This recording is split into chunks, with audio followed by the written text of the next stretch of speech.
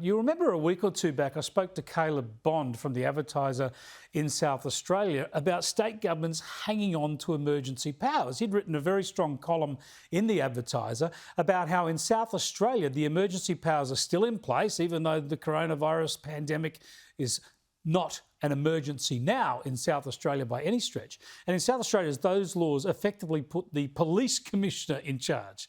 The police commissioner, Grant Stevens, of South Australia, is still effectively running that state rather than the Premier.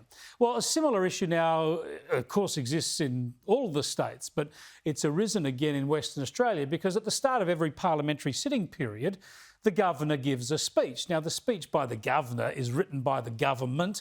The Governor is outlaying the government's plans for the session ahead. So this is Kim Beazley, the former federal Labor leader, who's now the Governor of Western Australia, speaking in Parliament last week, outlining the governmental agenda of Mark McGowan and Labor. Have a listen. As was canvassed last year, one of the first priorities will be to extend again the state of emergency powers to ensure that the legislative tools required to respond to the pandemic and keep the virus at bay can continue. There you go, extend those emergency powers in Western Australia. Let's cross to Perth now and catch up with Dr Rocco Loiacono, who's with the Curtin University Law School. Good to talk to you again, Rocco. Tell me what's happening here. Is there going to be just an extension of time in the emergency powers in Western Australia or an extension of the actual powers? Yeah, good evening, Christian, and good evening to all your viewers. Well, this is the thing. We're not entirely sure at the moment. But we can only go on past form. And the emergency powers that were enacted last year, all but one have a sunset clause, which means that they will end at the end of this year. The only one that doesn't is the one, and I'll just quote from the legislation, that allows relevant officers to take whatever action reasonably necessary to prevent or control or abate risks associated with the emergency.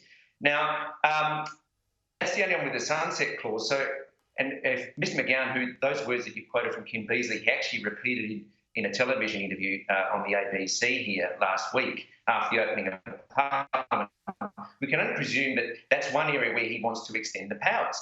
And based on what he tried last year with an omnibus bill, what that omnibus bill contained was provisions whereby, based on ministerial advice, if he needed, or the minister believed that he or she needed these powers to continue to crush the virus, they didn't need to go to the Parliament. They could just run straight down St George's Terrace, get the Governor to sign it, and it would be law. No parliamentary scrutiny, no debate, no nothing. And that's the danger here. And under the current legislation, some of these powers can be extended, can be pushed out to 30 June 2025. So we could potentially be in a state of emergency for the next 4.5 years with no reasonable justification given other than it's based on ministerial advice. Now, this is a crucial issue, not just for Western Australia, but it's playing out differently under different legislation in all the states. We've seen the arguments in Victoria. I just mentioned South Australia. Now, nobody would deny the state governments the right to have emergency powers for a pandemic when they're really required. But as you say, they need to be reviewed by Parliament, and there's got to be a reasonable time frame rather than extending them for a year or so. And the other issue, of course, that comes into play is just how genuine that parliamentary review is. Most of our states have upper houses. Of course, Queensland doesn't. But you've had an election in Western Australia where the opposition's been decimated. So is there any real proper scrutiny of what's going on here? Well, that's the thing, and that is the danger, that there will be no proper scrutiny at all. I mean, the only reason why that heinous provision in the omnibus bill didn't get through last year was because the minor parties, together with the Liberal and National parties, actually held the balance of power in the upper house. Now we don't even have that at all. And even though Mr McGowan has his majority in the upper house, he's now decided he wants to go back on a promise that he would not engage in any kind of upper house electoral reform. And that's code for, well, we will just reduce the number of seats in regional areas and we'll have a greater concentration in city areas and thereby sidelining the regional voice. I mean, he's justifying it on the basis that, oh, look, there were unexpected results with some minor parties getting up in the last election, but he's got the majority anyway. I mean, this is just a pure, unadulterated, narcissistic power trip, and that's all it can be described as. Well, yeah, as for just briefly, if I could, Rocco, is there any controversy about this in Western Australia at the moment, or is it all just sneaking under the radar? Again, it's sneaking under the radar. I mean, it was reported there was a one-liner in some of the local media, but there was no other, as far as I'm aware, real scrutiny of this.